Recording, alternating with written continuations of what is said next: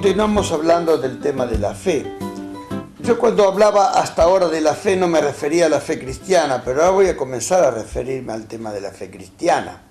Pero antes todavía vale la pena que hablemos, porque somos occidentales, aunque no lo queramos, ninguno de nosotros tiene que tener el concepto de que nuestra cultura nace en África o nace en Asia, por decir dos grandes continentes. Nuestra cultura nace en Europa, viene de los griegos, emparentados con los países del entorno, del Mare Nostrum, como dirían los romanos, que son los que difunden la cultura de los griegos, o con la cultura egipcia y la cultura hebrea, que también está cercana a esos pensadores que hicieron, vamos a decir así, nuestra cultura.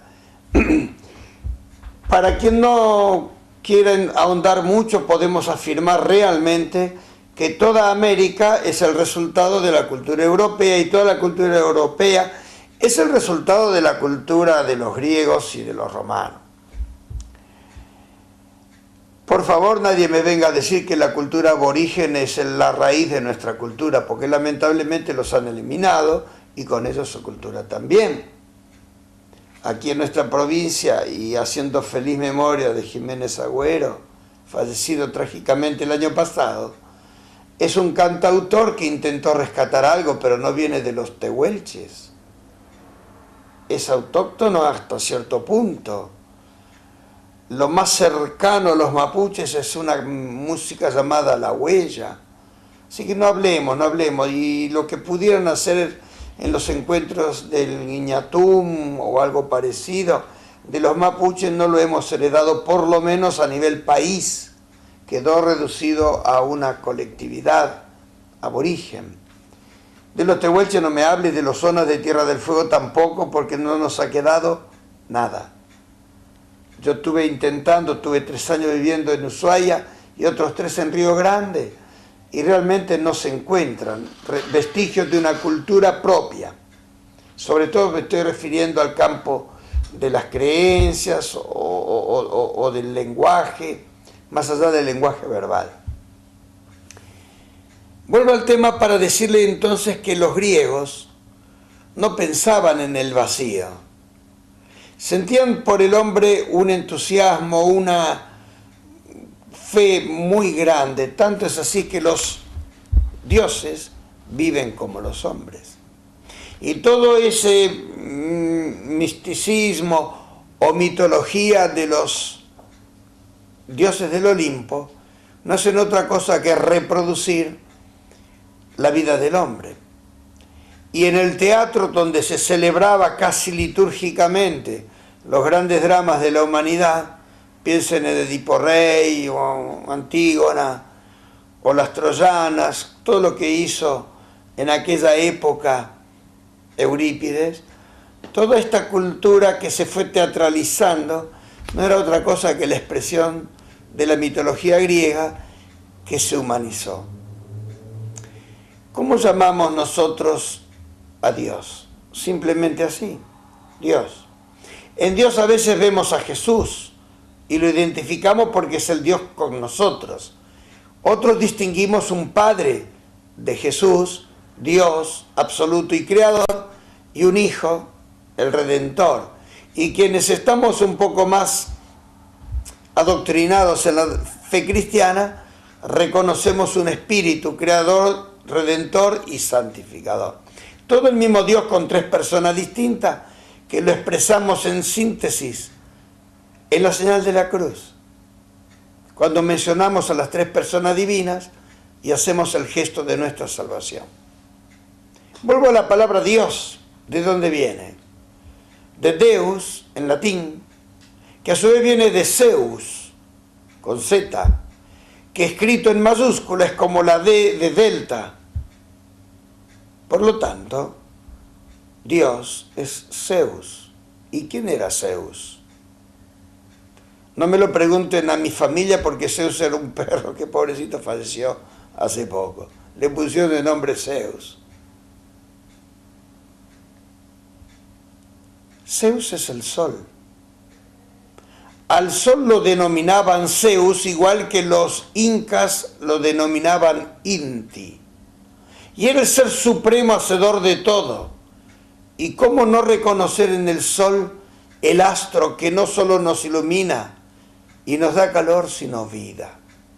En torno al sol giran los planetas que conforman el sistema solar, donde por lo menos hasta ahora sabemos solo la Tierra es habitada porque se dan las condiciones de temperatura precisamente. ¿Que cuál es el grado del planeta Tierra? ¿No lo saben? Bueno, se lo digo. El planeta Tierra es un planeta frío, o si quieren, de grado 0, donde el sol no da nunca o muy poco y en forma apenas rasante.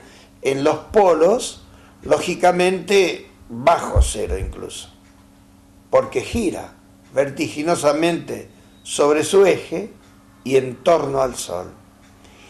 Pero además, el planeta Tierra está iluminado con el día y la noche, como bien sabemos, porque gira la Tierra sobre su eje, acompañado por la Luna, que nos muestra siempre la misma cara y que según esté puesta en relación con el Sol, obviamente se va haciendo los crecientes y decrecientes, y que condiciona incluso a nuestro planeta, todo lo que es las mareas, el crecimiento de los vegetales y de los animales. Todo esto junto. Y para hablar solo de la Tierra como nuestra casa, existe gracias al Sol.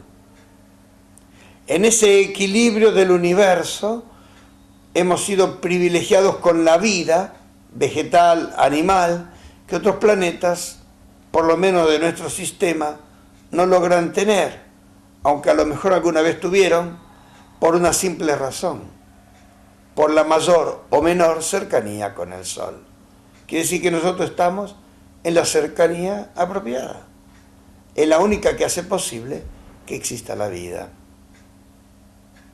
¿Cómo no venerar al Sol? Para los egipcios, el Sol es lo más. Nos llamaron de distinta manera: Atón, Amón, Ra, Osiris, incluso vinculado con la luna Isis y su hijo Horus, que es la reencarnación del Sol. El Sol, para ellos como para nosotros, sigue siendo el primero y el origen de todo lo demás. Y para los griegos tenemos también a los hijos del Sol, de Zeus, como Apolo, que nace de la mente del padre Zeus, como Jesús es la revelación del pensamiento del Padre cuando se hace palabra. Miren qué semejanza, a tal punto que el famoso artista renacentista Miguel Ángel Buonarroti va a representar a Jesús en el juicio final como Apolo. ¿Qué quiere decir como Apolo? Como el dios de la belleza masculina, desnudo, sin barba, atlético, juvenil. Ese es Apolo. ¿Qué cercanía tenemos entonces con los griegos, los cristianos, verdad? Los mismos apóstoles, y en particular Pablo, en parte Lucas, van a vincularse con la cultura griega para poderla socializar desde la fe judía.